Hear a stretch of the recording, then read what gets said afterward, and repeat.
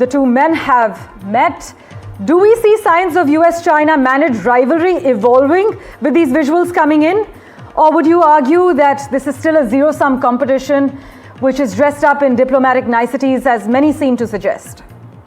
Well, these are latest visuals coming in from Busan in South Korea, where we can see both these top leaders from US and China landing in South Korea for the crucial meeting. We are told that the meeting has apparently begun in a few minutes from now. We'll have pool reporters and, of course, the official staff releasing the photos and videos of the meeting, a very crucial meeting, because remember, this is the first meeting between Trump and Xi since 2019. It's in 2019 when both these leaders had met, and this meeting taking place over the last few months, how the negotiations have taken shape and how on the economic parameters there has been a difficulty, not just between China and US, but all across the globe with the new positioning of the tariffs of Donald Trump administration. So all eyes globally would be on this crucial meeting, because this will pave the way of the economic future of not just between US and China, but also between other countries as well, because this will have repercussions, this will have consequences. Whatever is decided today, whether or not there is an announcement, will have an impact. So in all likelihood, there could be an announcement on a trade deal, because if it wasn't so, then the top two leaders wouldn't have met. So as of now, it's a high stakes meeting taking place in South Korea on the sidelines of the crucial meeting where Trump spoke yesterday. He did say that he is keen on signing a deal with China. One of the crucial elements of this entire exercise is the rare earths that come out from China. Of course, there were export controls also that were levied by Beijing in the last few weeks, in the last couple of weeks, and that seems to be a clincher that led to this kind of a beginning of a situation of a trade deal between US and China. Because remember that China has 70% of the world's rare earths and 90% of the processing of the rare earths. And that's something that is very, very crucial and critical for the United States and cannot be ignored at all. And that's why there seems to be a deep realization within Washington, D.C. That there needs to be an immediate, amicable solution to the trade war between China and US, because it's not just between two countries. There are internal, domestic consequences that this leads to, and there are external consequences as well. These live visuals now on the screens, you can see the flags of United States and China there in Busan in South Korea, and within seconds now, within minutes, both these leaders would be coming in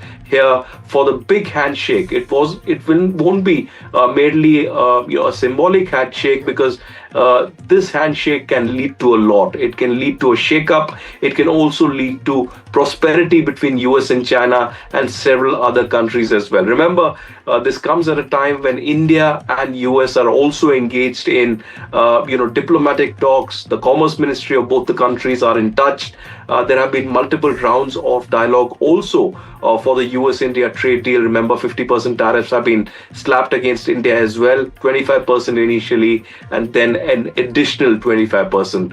So as of now, a very critical meeting between Trump and Xi Jinping to begin any moment, Parmeshwar, and we will see these visuals that have been cut across live. Any moment, the big handshake taking place between Trump and Xi. As always, Aditya, thank you so much for joining us with the latest. Do stay on with us as I get in a word from Daniel Block, who's also currently on NDTV with us. Daniel, tell us, is there a growing understanding in Washington that total economic decoupling from China is neither feasible nor desirable, especially with AI and chip supply chains at stake? I think within Washington, there's a pretty broad range of perspectives, not just on what is possible with regards to China, but on how far the United States should go. So you have some people here who think that total decoupling is essential and very possible. You have some people here who think that decoupling is a terrible idea and, completely impossible to pull off. And then you have a lot of people in the middle who think that some decoupling is useful, but some isn't. So there's really a wide spectrum. I think what's really unusual about Trump's approach is that it emphasizes commerce above all else. So we're seeing right now, and we recently ran an article in Foreign Affairs, my publication, about this. that it's all kind of commerce first. It's all focused or largely focused on trade deficits, on the purchase and exchange of goods, and kind of divorced from the strategic implications. So he's thinking a lot less than previous US leaders, and frankly, a lot less than almost the entire American foreign policy community, about what any trade deal with China will mean for China's power in relation to the United States. So I think that that's kind of really novel to Trump's approach. Right, Daniel, do stay on with us. We've seen both Trump and Xi meeting in Busan, live visuals coming in on NDTV at the moment, as the two men are expected to sit down and thrash out an important agenda, a very specific to-do list, in fact, that both men are carrying to Busan and South Korea. Given the Trump-Xi optics, we are, of course, keeping a close eye on how New Delhi will be reading this potential thaw. Whether we can expect any tangible outcomes, that remains a big question. But the optics, as you can see on your screens, playing out with Donald Trump and Xi Jinping meeting in Busan in South Korea. US President Donald Trump heads into a historic meeting with the Chinese leader in a few moments, facing a very delicate test, which is projecting strength against America's top adversary without triggering another economic shock domestically. So that high-stakes encounter, which is actually the first between the two men in more than 6 years, it comes after months of tariff threats, of a tariff war and escalating rhetoric that, as you know, have rattled markets and strained global supply chains. And at a moment when Trump is eager to prove that his economic nationalism can still deliver concrete wins. Ahead of this meeting where Donald Trump and Xi Jinping just met each other, they actually expressed optimism on both sides. The tone coming in from the Trump camp this morning was of optimism. The Chinese Foreign Ministry also said that they are not ruling anything out at the moment. But as Laura Westbrook and Priyanka Deo have been taking us through it, there are red lines on both sides, for America and for China as well. Priyanka Deo, in fact, is still with us, and Vishnu Shom also joins us at the moment.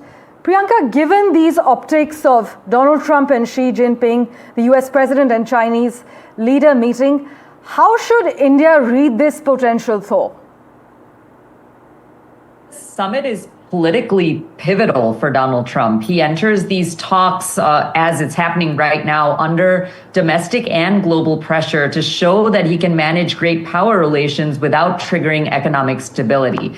The American business community, farmers, supply chain industries, and markets, they all want clarity. They don't want any escalation. So if Trump can walk away even with an outline of progress, whether it's movement on tariffs, supply chain cooperation, or a structured plan for TikTok's US operations, he gains a credibility boost. It's also a warning sign for Modi and New Delhi because it reinforces that the US and China have sort of de-escalated tensions and frictions, and that to long-term tensions and frictions. So what India doesn't want is stronger US-China ties, because India wants to be the partner geopolitically in the Asia-Pacific. But a stalemate, on the other hand, or a hostile outcome, as you said, Parmeshwar, they're meeting after years. This is the first meeting. It does carry a lot of political risk. If markets react negatively, if tariffs look likely to increase, or if the narrative becomes that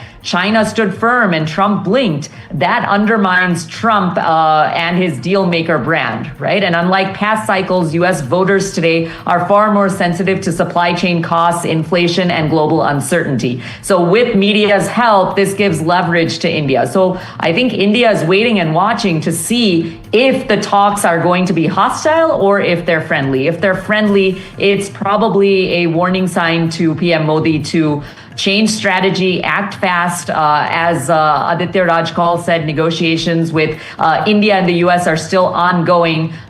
India would want to escalate that and try to come to a deal as quickly as possible, possibly before the US and China agree and finalize a trade pact or deal of any kind. So I feel that India is waiting and watching. It puts a lot of pressure on New Delhi, especially if the talks go positively, as both China and the US have signaled on their social media and in media reports. Right. In fact, Vishnu Shom is with us to decode the optics that are playing out on our screens at the moment. The US president and Chinese leaders shaking hands in South Korea ahead of that big meeting of theirs. Vishnu, decode the optics for us and tell us, does China view Donald Trump as more transactional and therefore easier to deal with than previous US presidents? The Chinese believe that they are negotiating with the United States from a position of strength, economically, militarily, even diplomatically. I do believe that the Chinese see that, that their conversations with the US president